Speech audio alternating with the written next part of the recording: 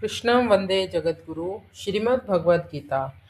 तस्य संजनयन् हर्षं कुरु वृद्ध पितामहः सिंहनादं विनद्य उच्चैः शङ्खं दद्मो प्रतापवान्। तस्य संजनयन हर्षम। यद्यपि दुर्योधन के हृदय में हर्ष होना शंख ध्वनि का कार्य है और शंख ध्वनि कारण है, इसलिए यहाँ शंख ध्वनि का वर्णन पहले और हर्ष होने का वर्णन पीछे होना चाहिए। अर्थात यहाँ शंख बजाते हुए दुर्योधन को हर्षित किया, ऐसा कहा जाना चाहिए।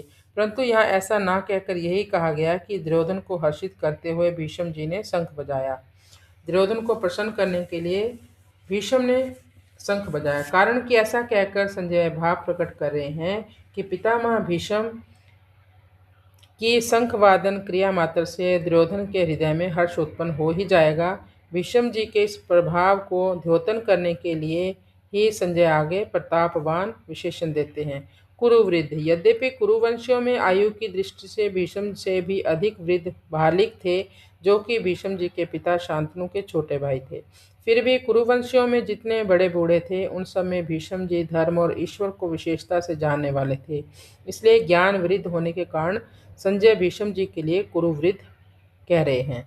प्रतापवान। भीष्म जी के त्याग का बड़ा प्रभाव था। वे कनक कामनी के त्यागी थे, अर्थात उन्होंने राज्य भी स्वीकार नहीं किया और विवाह भी नहीं किया। भीष्म जी अस्त्र शस्त्र को चलाने में बड़े ही निपुण थे और शास्त्र के भी बड़े जानकार थे।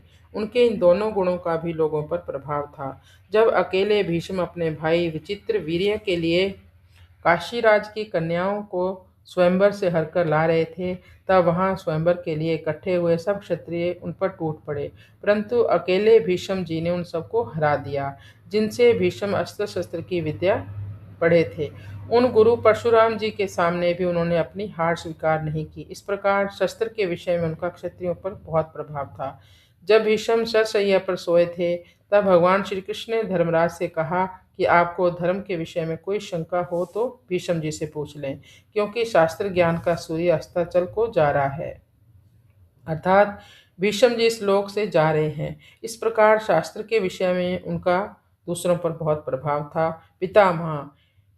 यहाँ ये कहने का आशय मालूम देता है कि दुर्योधन के द्वारा चालाकी से कही गई बातों का द्रोणाचार्य ने कोई उत्तर नहीं दिया।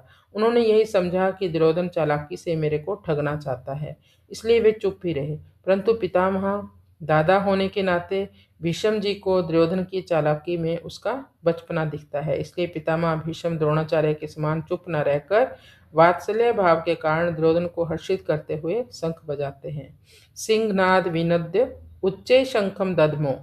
जैसे सिंह के गर्जना करने पर हाथी आदि बड़े बड़े पशु भयभीत हो जाते हैं, ऐसे ही गर्जना करने मात्र से सभी भयभीत हो जाएं और दुर्योधन प्रसन्न हो जाए, इसी भाव से भीष्म जी ने सिंह के समान गर्ज कर जोर से शंख बजाया।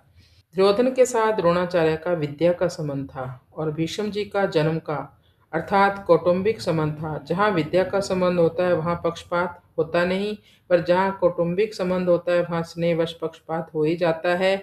इसलिए दुर्योधन के द्वारा चालाकी से कहे गए वचन सुनकर द्रोणाचार्य चुप रहे, जिससे दुर्योधन का मानसिक उत्साह भंग हो गया। परंतु दुर्योधन को उदास देखकर कौटुंबिक स्नेह के कारण भीष्म जी शंख बजाते हैं। कृष्णाय वासुदेवाय हरे परमात्मने प्रणत क्लेश नाशाय गोविंदाय नमो नमः।